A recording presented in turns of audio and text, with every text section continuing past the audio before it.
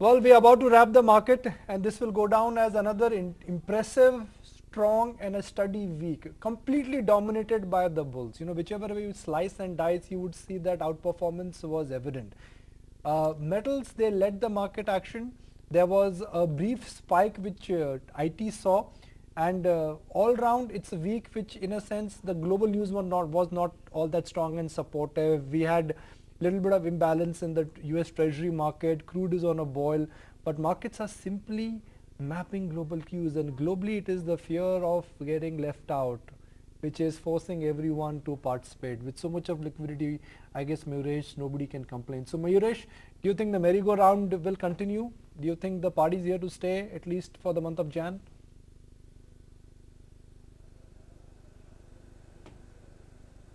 Looks like the case, Nikunj. And again, I think if you look at the markets climbing the wall of worries, as you rightly pointed out, I think liquidity is doing all the talking at this point of time. So again, I think the base for a market re-rating will be earnings, and earnings as they pan out for the better part of Q3.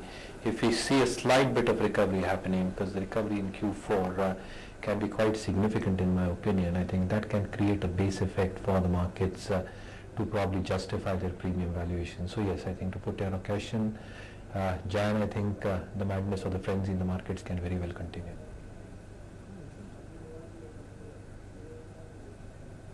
HPC.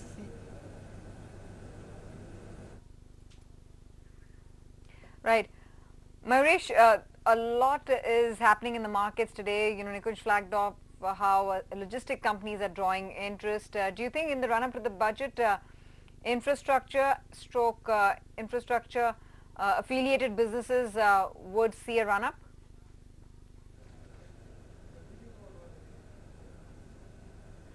Not in the yes, I think the kind of capital allocation that actually comes through in terms of land expenditure targets that the government actually lays out can be quite significant, and all the key flagship programs that the government have earmarked, I think we want to see significant accretion happening on that front on a very serious count across industries spread across in infrastructure, port development, roads, EPC players, power EPC guys, power transmission players. So to that bit, I think all the ancillary plays along with that, which includes cement, road EPC guys, power EPC guys, power transformer makers, I think they should be having a chunk of orders flowing their way. And these orders will be good margin orders, which means as they're able to execute well, the leverage on their balance sheet will be very, very evident. So yes, I think I'm expecting a very reasonable amount of uptick in terms of capital allocation towards these sectors, which can create the impetus that these sectors are driving at this point of time. मुझे भी नहीं लग रहा था. And Mayuresh, just about a minute to go before we start wrapping the markets, so would want your perspective. I think in moments we will hear from Infosys. Do you think, in addition to what TCS has said, Infosys can lift sentiment for IT, or the best of the price rise ahead of earnings is behind us?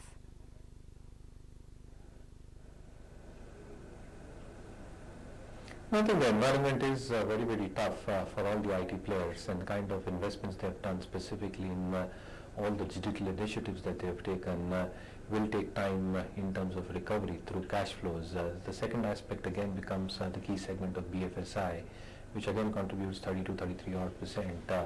TCS has already indicated a couple of quarters in terms of recovery on that front, though retail looks very, very promising. Again, the retail for MP is around 14% and manufacturing is 22 odd percent.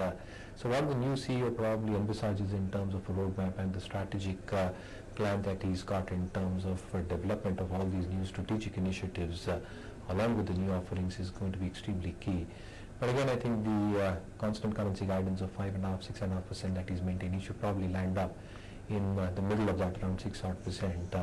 And the EBIT margin should also probably just stay around that mark until we see discretionary spending patterns actually improve over the next couple of quarters. So again, I think commentary is something that needs to be very, very carefully watched out for. But in terms of valuations, again, I think better entry point is something that I look at for the IT sector as a whole. And Mayuresh, before we let you go, tell us one or two high conviction ideas that you would, advise investors to look at ahead of the budget and then even post the policy event.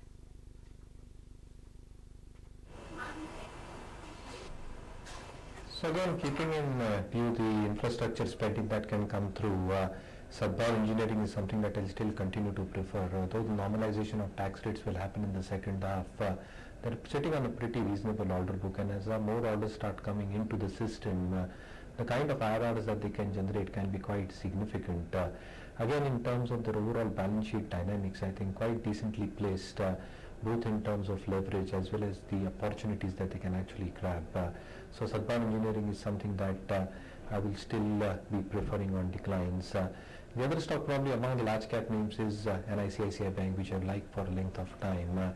Yes, I think this quarter and the next you'll probably see further drill down in terms of their watch list. The credit cost still expected to remain extremely elevated, but to a large element as retail advances are growing at a very fast clip for the bank, and as due recognition has happened both in terms of NCLT related provisions as well as aging related provisions. My own sense is that the worst might be probably over in terms of asset quality pain as well as peaking of credit costs. So the return ratio should start showing significant improvement from quarter one of the next financial year, and that should reflect very, very positively on their earnings profile. Again, from a valuation perspective, not as expensive as compared to the other private banks. So yes, ICICI Bank also remains a very high conviction idea.